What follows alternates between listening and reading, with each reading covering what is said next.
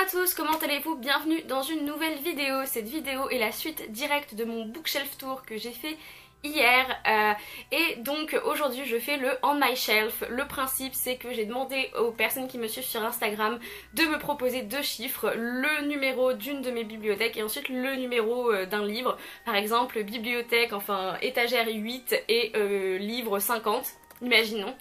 Et du coup je vais vous en parler et je vais vous dire un petit peu si je l'ai lu, si je ne l'ai pas lu, qu'est-ce que j'en ai pensé, etc. C'est une vidéo que j'avais déjà fait avant et que j'ai vraiment beaucoup aimé, j'ai trouvé ça mignon. Ça permettait aussi de parler de livres que j'ai pas l'habitude de présenter forcément dans mes updates lecture, dans mes pales et tout. Donc voilà, vous allez voir à peu près un bon ratio de livres qui sont dans ma palle et de livres que j'ai déjà lus. Et sans plus tarder, je vais regarder les chiffres qu'on m'a donnés et je vais vous les présenter. Le premier livre que je prends c'est The Happy Cooking Girl qui me donne les chiffres étagère 5 et livre, j'ai déjà un trou, 16. Et donc on est tombé sur La part des flammes de Gaël Nohan que j'ai lu, je crois que je l'ai lu en septembre 2017, donc ça commence à faire un bail, mais je sais que j'avais fait une update lecture et qu'il était dedans. Et La part des flammes c'est l'histoire de 2 ou 3 femmes. En fait au début il y a 3 femmes qu'on suit et au fur et à mesure il n'y en a plus que 2. Et j'ai trouvé que c'était vraiment un livre historique déjà qui était très intéressant, qui se passait à Paris 1897, j'allais dire voilà, fin du 19e siècle, avec un incendie d'un grand magasin qui va changer le cours de la vie de ces 2 ou 3 femmes, les 2 ou 3 protagonistes. Et ça avait pas été un coup de cœur, mais j'ai jamais, dans tous mes unhauls que j'ai fait, j'ai jamais réussi à m'en débarrasser. Parce que ça avait quand même été une lecture assez intense, ça avait été une lecture que j'avais beaucoup aimée.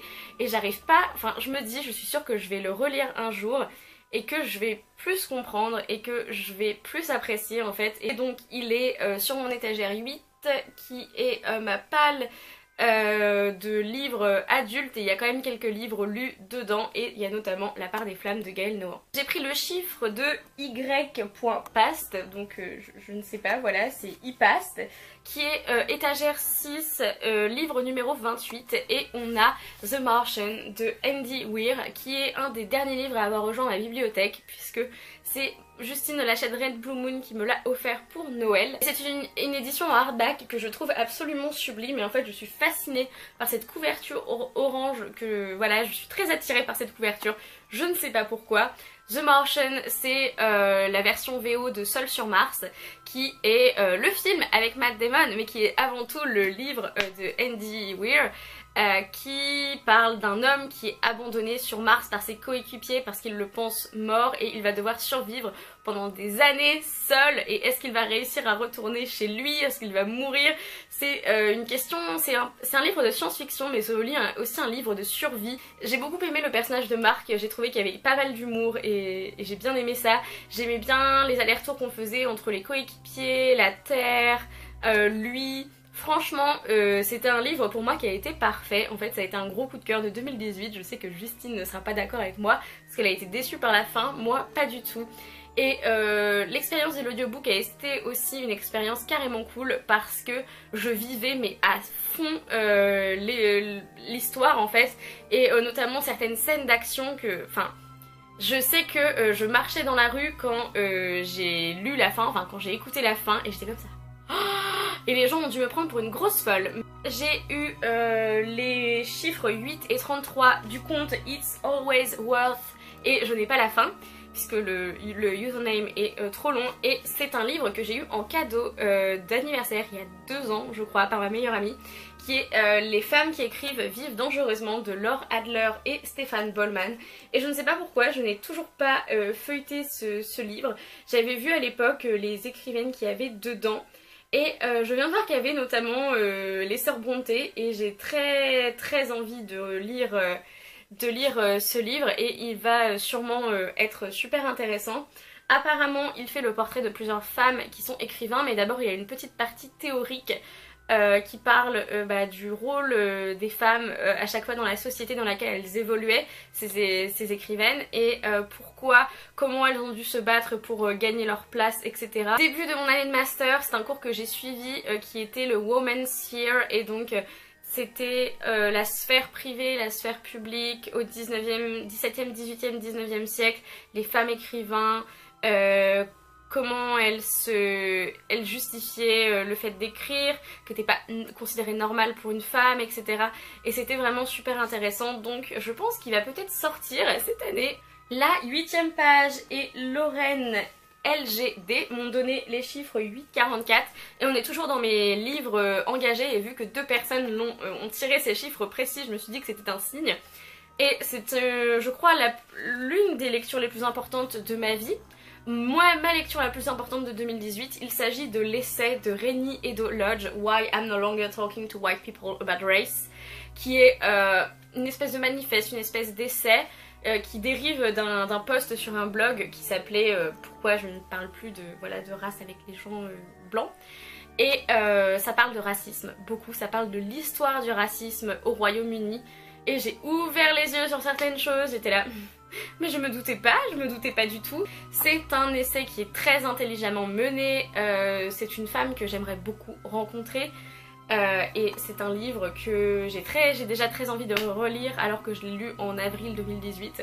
Mais je pense le relire plusieurs fois dans ma vie parce que c'était vraiment un livre important qui m'a absolument fascinée et je le recommande à 200%. Mel KPLN m'a donné l'étagère 6 numéro 42. C'est mon étagère où il y a encore des sagas de young adult mais aussi des bouquins en VO adulte. Et donc j'ai pioché Rouille de Floriane Soulas. Je vous en ai déjà parlé il y a pas longtemps dans la vidéo avec ma soeur. Je sais pas si elle va sortir avant ou après celle-là. Sûrement avant, où elle essayait de deviner le plot de Rouille par sa couverture. Mais en tout cas, Rouille, c'était une très bonne découverte de 2018. J'ai beaucoup aimé l'ambiance qui se passe dans un Paris un peu steampunk de la fin du 19e siècle avec une prostituée qui va devoir... percer un mystère, un truc super glauque avec des gens qui ont les mains coupées. J'ai adoré et Floriane Soulas sort un nouveau bouquin chez Scribeo cette année et je suis joie en fait. Je suis tellement contente d'avoir encore plus de cette plume que j'ai trouvée très belle et aussi des idées qui sont dans ce bouquin que j'ai beaucoup apprécié. Étagère 8 numéro 28, c'est le bouquin qui normalement est à côté de celui-ci qui est The Secret History de Donna Tartt. C'est pas tombé sur celui-là mais c'est tombé sur son compère qui est The Goldfinch de Donna Tartt qui est aussi énorme et qui fait 750 pages. Qui est sûrement le livre qui me fait le plus peur dans ma palle, que j'ai tellement peur de ne pas aimer, puisque ma meilleure amie qui a lu Le Maître des Illusions, aka The Secret History, a lu ensuite The Goldfinch et m'a dit ouais ça a pas le niveau du Maître des Illusions, c'est pas extra, et donc j'ai peur de ne pas aimer, alors que Donna Tartt, j'aimerais aimer tous ses livres et je ne suis pas sûre, donc on verra bien. Rebecca Doucy m'a donné les chiffres 3 et 20 et donc c'est le bas de ma toute petite bibliothèque qui me sert de table de nuit avec des bouquins qui on sait pas trop ce qu'ils font là, c'est un peu un pot pourri, c'est un bazar. Et on a un livre que j'ai acheté il y a très longtemps dans une foire aux livres et que je ne sais pas si j'ai envie de lire. Il s'agit des Chroniques d'Édimbourg de Alexander McCall Smith et ça parle d'Édimbourg donc évidemment j'ai envie de le lire, mais en même temps je suis dubitative. C'est une intégrale qui fait 1100 pages.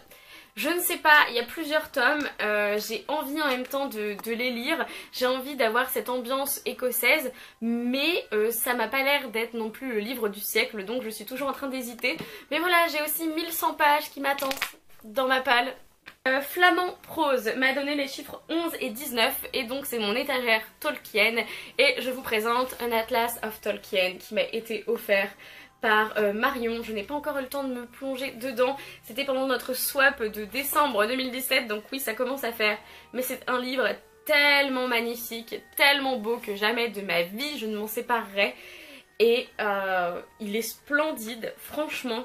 J'aimerais trop en avoir plus dans cette édition et je pense que je vais attendre de relire Le Seigneur des Anneaux peut-être cette année, probablement, pour ensuite me plonger dans d'autres écrits. J'ai aussi le Silmarillion qui est dans ma palle de 2019, donc je vais pouvoir m'aider de l'Atlas de Tolkien pour pouvoir peut-être comprendre certaines références du Silmarillion et du Seigneur des Anneaux. Quartz Lune m'a donné le chiffre 2 et 8, donc c'est ma deuxième étagère qui est celle de bouquins. Pareil, dans ma table de nuit, on ne sait pas trop de quoi ça parle, c'est pas rangé de manière très logique, et il s'agit de This Savage Song de V.E. Schwab. J'ai pas trop envie de vous spoiler puisqu'il est dans le book haul check-in qui va arriver dans quelques jours après cette vidéo, mais je l'ai déjà lu et je n'ai pas eu le coup de cœur que j'attendais, mais c'est quand même un bon livre. Ça parle, c'est une histoire d'amitié, c'est une histoire aussi de monstres. C'est une fantasy young adult qui est très intelligente mais qui emploie aussi pas mal de clichés qu'on retrouve dans d'autres fantasy young adult. Et je lirai probablement le deuxième tome quand même, mais j'attends de lire le deuxième tome pour me faire un avis complet sur les personnages et la duologie. Nightly Fae m'a donné le chiffre 12 et le numéro 37, ça correspond à mes étagères Harry Potter. Et c'est tombé sur Harry Potter, mythologie et univers secret de William Irwin et Gregory Basham. C'est tout à fait ça. Je l'ai lu il y a très longtemps, mais c'est mon livre de théorie sur Harry Potter préféré. Je l'avais eu en décembre 2012, donc ça fait un bail. Et déjà à l'époque je lisais des bouquins de théorie sur Harry Potter, mais il est quand même assez court, il fait même pas 300 pages et il est très complet. Il se pose des questions assez philosophiques, sur la salle sur demande, sur les animagus, etc. Et si ça vous intéresse, je pourrais faire une vidéo sur les théories, voilà, les essais que j'ai sur Harry Potter, ça pourrait être intéressant. Mais en tout cas, voilà, derrière ça dit mythes, secrets, symboles et philosophie, les 7 volumes décryptés. Et à l'époque ça m'avait fasciné, c'est pas compliqué à comprendre, surtout ça c'est assez important parce que des trucs de philo qui sont incompréhensibles, ça n'a pas trop d'intérêt, mais lui il est vraiment à la portée de tout le monde et il est super chouette. Et le dernier livre c'est Lily Books 43 qui me donne 14 et 5, et donc c'est mon étagère de classiques à côté de ma fenêtre et c'est tombé sur un de mes classiques préférés, le premier classique que j'ai lu de ma vie et que j'ai aimé, voilà, et que j'ai lu de moi-même, qui est Léo de Hurlevent d'Emily Brontë.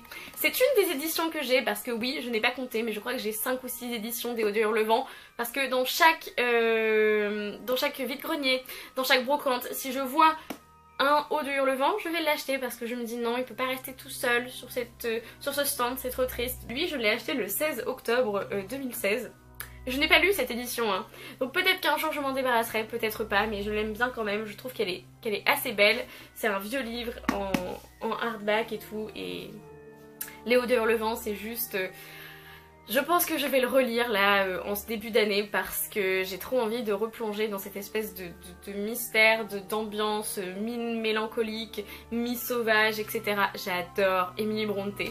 C'est ma préférée des sœurs Brontë, c'est une de mes autrices préférées, donc j'ai bien envie de relire ce qu'elle a fait. Merci à toutes les personnes qui ont participé, j'ai eu une 50aine de chiffres et évidemment je ne pouvais pas tous les utiliser, mais merci beaucoup d'avoir participé aussi nombreux, ça m'a fait extrêmement plaisir.